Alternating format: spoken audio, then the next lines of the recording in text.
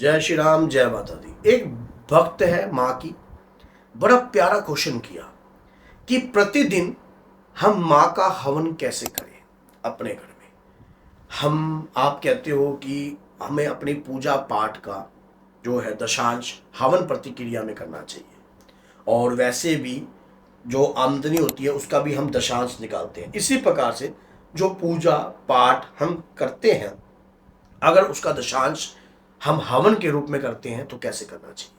अगर आप माँ के भक्त हो और अभी तक अपने चैनल को सब्सक्राइब नहीं किया तो कर दीजिए प्लीज, क्योंकि माँ से जुड़ी हर प्रकार की जानकारी आपको इस वीडियो में मिलेगी और वीडियो के एंड तक बने रहना, तभी पूर्ण जानकारी आप तक बनी रहती है। देखिए, माँ की पूजा करना हमारा सौभाग्य प्राप्ति का कार्य है। हमें सौभाग्यशाली हम जो माँ की पूजा कर रहे हैं कलयुग में। और जो भक्त लगातार 6 महीने माँ के मंत्रों का गुणगान कर रहा है, या दुर्गा सप्तशती का पाठ कर रहा है, या दुर्गा चालीसा का पाठ कर रहा है, या अपराजिता स्तोत्रम का पाठ कर रहा है, कोई भी माँ से जुड़ी हुई दुर्गा चालीसा स्तोत्रम चंडी चरित्र या जो भी पाठ आप करते हो नित्य नियम अपने जीवन में, तो उस पूजा का दशांश भी हमें निकालना चाहिए हवन के साथ। अब कैसे करा जाता है दशांश? देखिए, क्या होता है कि हम जो पूजा पाठ करते हैं, अब मान लीजिए आप कोई मंत्र कर रहे हो, कोई पूजा कर रहे हो, तो आप हर महीने की 14 या हर महीने की अष्टमी या 2 अष्टमी आती है महीने में, 2 ही 14 आती हैं, तो दोनों 14 दोनों अष्टमी अंधेर पक्ष की और चांदन पक्ष की, इनको आप अपने हवन के अनुसार कार्य कर सकते हो। हवन में, माँ के हवन में क्या क्या कार्य कर सकते हो आप? सबसे पहली बात, आपको अपने घर में सुख शांति के लिए पाठ कर रहे हो, पूजा पाठ करते हो, आप नित्य नियम करते हो, अपने घर के लिए करते हो। पंचमेवा ले लीजिए। पंचमेवा के अंदर मखाने जरूर लेना और मिश्री जरूर लेना, धागे वाली। पंचमेवा में मखाने और मिश्री, और जो लकड़ी लेनी है आपने, नवग्रह लकड़ी और गुल्लड़ की लकड़ी होनी चाहिए।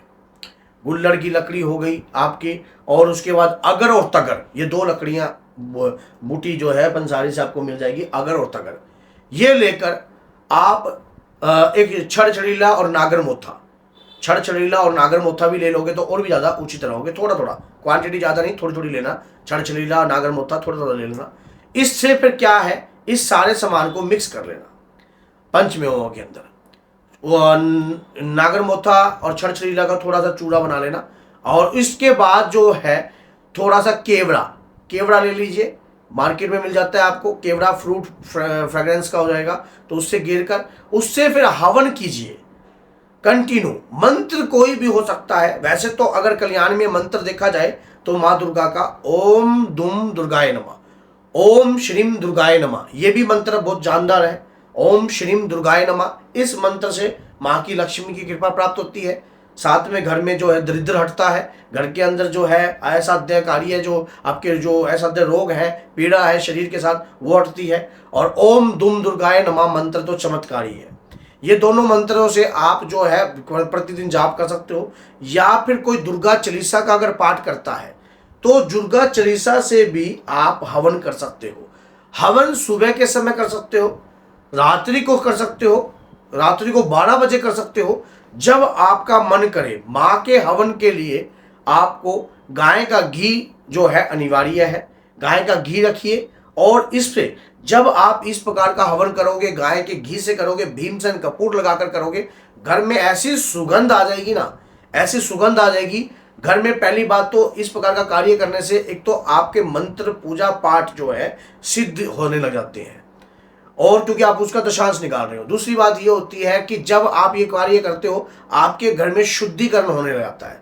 घर का वातावरण, घर का माहौल, घर में रहने वाली नकारात्मकता, घर में रहने वाली अभद्र शक्ति, अगर घर में कोई कुपित वायु या किसी भी मलिन प्रकार का तत्व आपके घर में है, या कोई भी आपका पितृ प्रेत योनि में है, कुछ भी है, आप शुरुआत जैसे ही हवन की शुरुआत करना प्रारंभ करोगे तो घर में पहले तो दिक्कत खड़ी होने लग जाएगी। अगर कोई नेगेटिविटी घर के अंदर है, घर का कोई व्यक्ति आकर आपको बोलेगा कि क्या कर रहे हो यार, ये क्यों कर रहे हो, ऐसा नहीं करना चाहिए आपको। वो आपको रोकने का प्रयास करेगा, आपको टोकने का प्रयास करेगा। ऐसी अवस्था में आपको घबराना नहीं चाहिए। ऐसी अवस्था में आपको शांत रखना चाहिए। अपने मन को जितना शांत रखोगे उतना ज़्यादा बढ़िया रहोगे। साधना के क्षेत्र में, माँ की भक्ति के क्षेत्र में आपको लोग ललकारते भी हैं, आपको चैलेंज भी दे देते हैं, कई बारी कुछ भी कह देते हैं। तो ऐसी अवस्था में अपने आप को शांत रखना ही ज़्यादा आपके लिए ज़्यादा प्रयोगशाली है, क्योंकि आपके लिए लाभ हित है।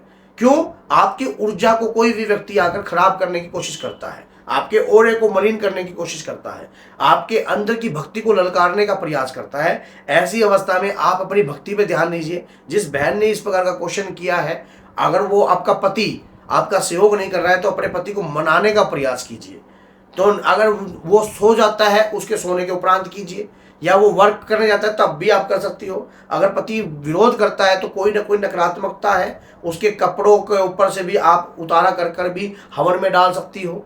अगर कोई घर में आपका बच्चा है, बीमार रहता है, जिसके शरीर में असाध्य रोग बना रहता है, बीमारी जैसा बना रहता है, तो आहुति पकड़ी, उसके ऊपर से उतारी 7 बार और डाल दी मंत्र पढ़ते हुए। आप दुर्गा चालीसा से भी पाठ कर सकती हो, देवी कवच के पाठ से भी आप हवन कर सकती हो, लेकिन स्वाहा जरूर लगाना है। माना जाता है कि स्वाहा अग्निदेव की पत्नी है, और इस प्रकार से अगर आप स्वाहा लगाते हो तो आपकी आहुति जो है पूर्ण रूप से स्वीकार होती है। जब व्यक्ति ऐसे कार्य प्रतिदिन अपने घर में करने लगता है, घर में नकारात्मकता जो है पनपती नहीं है, घर में नेगेटिविटी भी पनपती नहीं है। और सबसे बड़ी बात ये मायने रखती है कि आपके घर के ऊपर अगर कोई व्यक्ति तंत्र करने का प्रयास करता है या कोई मंत्र करने का प्रयास करता है, तो ना तो उसका तंत्र चलता है ना उसका मंत्र चलता है। घर के अंदर जो है कृपा बनी रहती है, कृपा बनी रहती है, शक्ति बनी रहती है, और आपके ऊपर जो है हमेशा ये रहता है कि वाकई में इस भक्त ने जो भी पाठ पूजा की है, उस पाठ पूजा से एनर्जी बनी है घर के अंदर। ऐसा कार्य करने से लाभ ही मिलेगा आपको। प्रतिदिन आप अपने घर में इस प्रकार का हवन को प्रतिदिन भी रख सकते हो, नहीं तो 14, अष्टमी, नवमी, पूर्णिमा और फिर चांदन अष्टमी, चांदन 14, चांदन नवमी, तो इस प्रकार से भी आप कर सकते हो। इन दिनों भी आप पाठ कर सकते हो।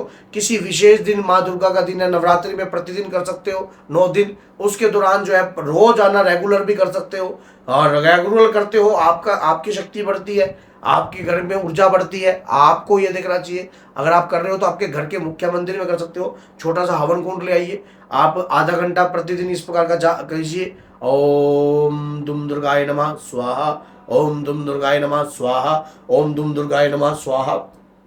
लाभ मिलेगा, कृपा मिलेगी, शरीर पर शक्ति आएगी, और इस शक्ति से आपका अनुभव और ज्ञान भी बढ़ने लग जाएगा। अगर आप माँ के भक्त हो और लगातार माँ की वीडियो देखते हो तो चैनल को सब्सक्राइब कीजिए, 10 लोगों तक इस वीडियो को जरूर शेयर कीजिए, ताकि वो भक्त भी कंटिन्यू माँ की वीडियो अगर देख रहा है तो इस प्रकार का हवन कर सकते हैं। प्रतिदिन हवन करने से हमारा ओरा तो बढ़ता है, साथ में हमारे घर में हमारी संतान, हमारे बच्चे, हमारा परिवार, इनके साथ कोई ऐसी तकलीफ नहीं होती है। स्वयं जगत जननी माँ भवानी अंबिके आपकी घर की रक्षा करती है। जगत जननी माँ कुल देवी श्रेष्ठ देवी भी आपके घर की रक्षा करती है। ये हवन आप अपनी कुल श्रेष्ठ देवी के नाम से भी कर सकते हो। ये हवन आप जिस देवी की साधना करते हो उनके नाम से भी कर सकते हो। जिस देवी के आप मंत्र का जाप करते हो प्रतिदिन, मान लीजिए आप जो है विंध्यवासिनी देवी का जाप करते हो, या आप नैना देवी का जाप करते हो, माँ ज्वाला देवी का जाप करते हो, चिंतापूर्णी का करते हो, तो जिस भी देवी का आप कंटिन्यू गुणगान करते हो उसका भी नाम से आप यह हवन कर सकते हो। नहीं तो माँ दुर्गा तो सभी का है यही, तो माँ दुर्गा के नाम से भी आप ये हवन कर सकते हो। तो बोलिए जय सीताराम, जय माता।